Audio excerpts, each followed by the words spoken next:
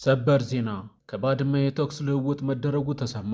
የህወሓትና ሻዕቢያ ታጣቂዎች ለሰዓታት ባደረጉት የተኩስ ልውውጥ ከባድ ኪሳራ መመዝገቡ ተነግሯል። በፍንቀላ ስልጣን የያዙት ጀነራል ፍንቀላ ገጥሟቸው ጀነራል ወረደ የበላው ጅብ ድምፁን አላሰማም። ጀነራሉ ከሐራ መሬት ከታጣቂዎች ጥቃት ማምለጣቸው ከተነገረ በኋላ ተሰውረዋል። ያበጠው ሳይፈነዳ እናክሽፈው ሲሉ ኢሳያስ አፈወርቂ ተሰሙ። ፕሬዝዳንቱ የተመድ ከፍተኛ ባለስልጣን በአዲ አውሎ ተቀብለው ባናገሩበት ወቅት ጦርነቱ ሳይነሳ አስቁሙልኝ ሲሉ መናገራቸው ተደምጧል። የህወሓትና የሻዕቢያ ጥምረት ወንዝ የማያሻግርና እባብና ጥንቸልን በአንድ ገበታ ላይ ማስቀመጥ ያክል አደገኛ ነው በተባለ ማግስት በኤርትራ ድንበር ከባድ ዜና ተሰምቷል። የህወሓትና የሻዕቢያ ታጣቂዎች እርስ በርስ መታኮሳቸው፣ መጨፋጨፋቸውን በተመለከተ መረጃዎች ሾልከው ወጥተዋል። ጉዳዩ ከመቀሌና አስመራ ታላቅ መርዶ ነውም እየተባለ ይገኛል።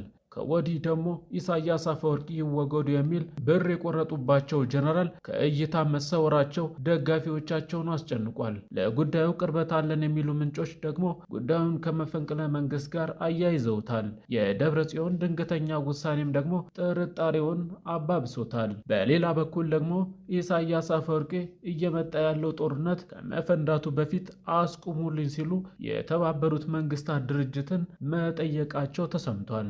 አስመራ የተሰማው መረጃ ጥንቅራችን ላይ ያካተነዋል። ሰላም ጤና ስጥልን ውድ የኢትዮ አዲስ ቤተሰቦች እንደምን ቆይታችኋል? ቻናሉን ሰብስክራይብ፣ ላይክ እያደረጋችሁ እስከ መጨረሻው ድረስ አብራችሁን ቆዩ። ህወሓትና ሻዕቢያ እንደ እባብና ጥንቸል አንድ ላይ መኖር የማይችሉ ፍጥረት ናቸው የሚል ትንታኔ በተሰማ ማግስት ጥርጣሬውን እውነት የሚያደርግ ከወደ ባድመ ተሰምቷል። ጽምዶ በሚል ትብብር መስርተን እየተንቀሳቀስን ነው የሚሉት ሁለቱ አካላት በባድመ የእርስ በርስ ጦርነት ከፍተው መተኳኮስ የማያድግ ጥጃ ከማሰራዊ ያስታውቃል የሚለውን ሀገረኛ ተረት ማስታወሻ ነው በሚል ብዙዎች እያነጋገረ ይገኛል። የህወሓት ሰዎች ከኤርትራ መንግስት ጋር የሚያደርጉትን ትብብር ጥንቸልና ኮብራ እባብ በአንድ ገበታ የመቅረብ አደገኛ እርምጃ ነው የህወሓት ፕሮፌሰር አሌክስ ዳወል መናገራቸው የሚታወስ ሲሆን ከወደ ባድመ ይህንኑ የፕሮፌሰሩን ሀሳብ የሚያጠናክሩ ክስተቶች ተፈጥረዋል። ፕሮፌሰሩ ሲናገሩ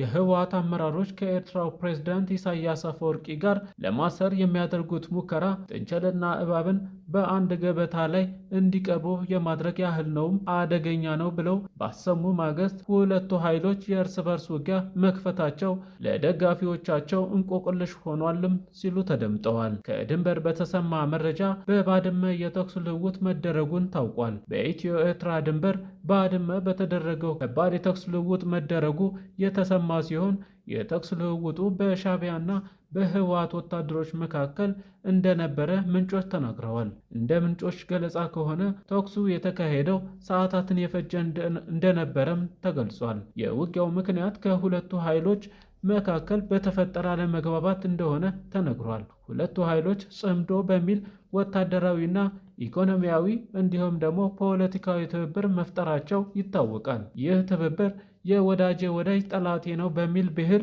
የተመሰረተ ሲሆን ካሁኑ ሳንካ ገጥሞታል። የአሁኑ ያለመግባባትና ወደ ተኩስ እንዲያመሩ ያደረጋቸውም በሁለቱ መካከል ያለውን የማይታረቅ ፍላጎትም ነው ተብሏል።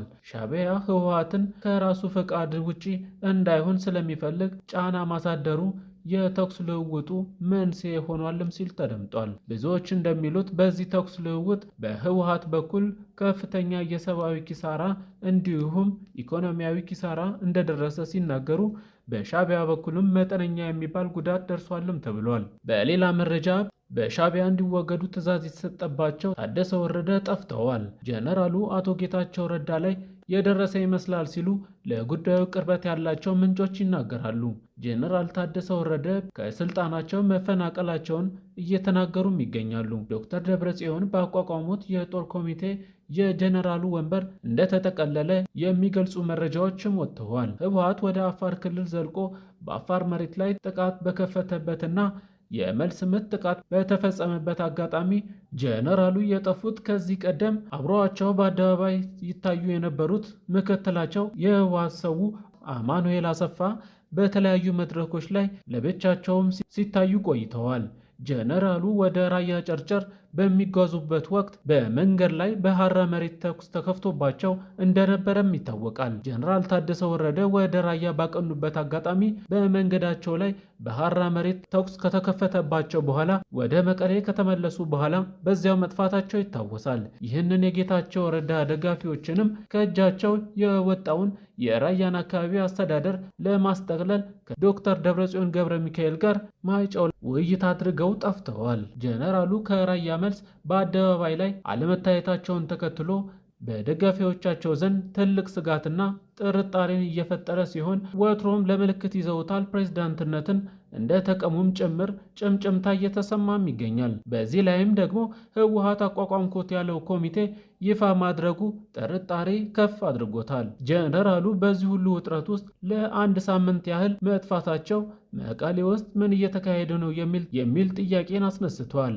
የጀነራሉ መጥፋት ከዚህ ቀደም ጌታቸው ረዳ እንዳሉት ችግሮች ሲፈጠሩ አሉባቸው የተባለው የመደበቅ አባዜ ውስጥ ገብተው ወይም ለይስሙላ የያዙት ፕሬዝዳንትነት ገለል ተደርገዋልም ሲባል ተደምጧል። በህወሓት አቀናባሪነት ጌታቸውን ተክተው በጠቅላይ ሚኒስትር ዶክተር አብይ አህመድ የተሾሙት ጀነራል ታደሰ ወረደ ለይስሙላ መሰየማቸውን የሚያሳብቁ ክስተቶችን በተደጋጋሚ ታይተዋል። የህወሓቱ ሊቀመንበር ዶክተር ደብረጽዮን ገብረ ሚካኤል ምክትላቸው አማኑኤል አሰፋ ጀነራሉን እግር በእግር እየተከታተሉ በመሰረተ ድንጋይ ማስቀመጥ ፕሮግራም ላይ ሳይቀር ባልተለመደ ሁኔታ እኩል ስማቸው እያጻፉም ታይተዋል። ጀነራሉ ለጦርነት እየተዘጋጀ ነው የሚባልለትን ለህወሓት አካሄድ አልተመቹም የሚባለው መረጃ ሲሰማም እንደነበረ ይታወቃል። ጀነራሉ በጠፉበት አጋጣሚ ህወሓት ከወረዳ እስከ ክልል ያቋቋመው የጦርነት ኮሚቴ ስራ መጀመሩም ተሰምቷል።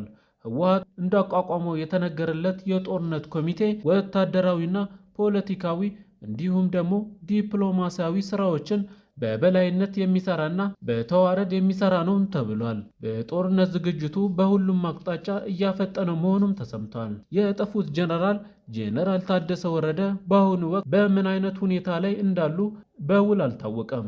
ጊዜያዊ አስተዳደሩን እየመሩ የሚገኙት በየመድረኩ የሚገኙትና የሚወክሉት ምክትላቸው አማኑኤል አሰፋ መሆናቸው ተረጋግጧል። የጀነራሉ እጣ ፈንታ ጠቅላይ ሚኒስትሩ በቅርቡ ፓርላማ ላይ እንዳቀረቡት እንደ ጌታቸው ረዳ በአየር ላይም ሊንሳፈፉ እንደሚችሉ አንዳንድ ምንጮች ይናገራሉ። አሊያም ደግሞ በአድፋጭነታቸው ቀጥለው አይቀሬ ነው የተባለለት ጦርነት በይፋ ሲፈነዳ ወደ ቀድሞ የህወሓት የጦር መሪነት ሊመለሱ ይችላሉ እየተባለም ይገኛል። በቀጣይ መረጃ ስናልፍ ፕሬዝዳንት ኢሳያስ አፈወርቂ በኢትዮጵያና በሀገራቸው መካከል ያበጠው ሳይፈነዳ እናክሽፈው የሚል ጥሪ ማቅረባቸው ተሰማ። ፕሬዝዳንቱ የተባበሩት መንግስታት ድርጅት ከፍተኛ ባለስልጣን በአዲ አውሎ ቤተ መንግስታቸው ተቀብለው ባናገሩበት ወቅት ነው ጦርነቱ ሳይነሳ አስቁሙልኝ የሚል ተማጽኖ ማቅረባቸውም ተሰምቷል። የፌዴራል መንግስቱ ለተባበሩት መንግስታት ድርጅት ደብዳቤ ካስገባ በኋላ የተመድ ከፍተኛ ባለስልጣን አስመራ ገብተዋል። ባለስልጣኑ ከፕሬዝዳንት ኢሳያስ አፈወርቂ ጋር በአዲ አውሎ ቤተ መንግስት መምከራቸውም ተሰምቷል። ኢሳያስ ግጭቱ ሳይነሳ አስቀድማችሁ አስቁሙልኝ ሲሉም አስጠንቅቀዋል። የመንግስታቱ ድርጅት የአፍሪካ ቀን ልዩ መልእክተኛ ጉዋን ኮንግ ወደ አስመራ አቅንተው ከኤርትራው ፕሬዝዳንት ኢሳያስ አፈወርቂ ጋር በቀጠናዊ ጉዳይም ተወያይተዋል። ፕሬዝዳንት ኢሳያስ አፈወርቂ የመንግስታቱ ድርጅት የአፍሪካ ቀን ልዩ መልእክተኛ ቀጠናዊ በሆኑ ነገሮች ላይ መምከራቸው የኤርትራ ቃል አቀባይ የማነ ገብረ መስቀል ገልጸዋል። በውይይቱ ኢሳያስ አፈወርቂ የተባበሩት መንግስታት ድርጅት በቀጠናው ላይ ባለው ሚና ላይ ትችትን ሰንዝረዋል። እንደ ተባበሩት መንግስታት ድርጅት የአፍሪካ ህብረት ተቋማትን በመውቀስ የሚታወቁት ኢሳያስ አፈወርቂ ወቀሳም አቅርበዋል።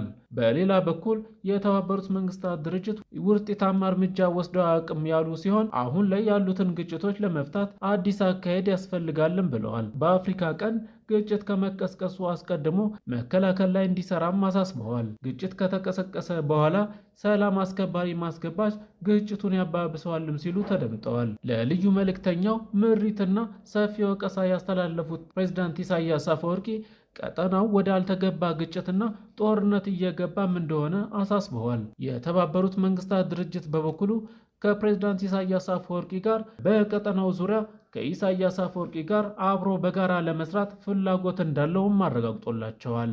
የተወደዳችሁ የቻናላችን ቤተሰቦች ለአሁኑ የያዝነው ዕለታዊ መረጃ ይህንን ይመስላል። አብራችሁን ስለነበራችሁ እጅግ አድርገን እናመሰግናለን። ቤተሰብ ያልሆናችሁ ላይክ፣ ሰብስክራይብ፣ ሼር በማድረግ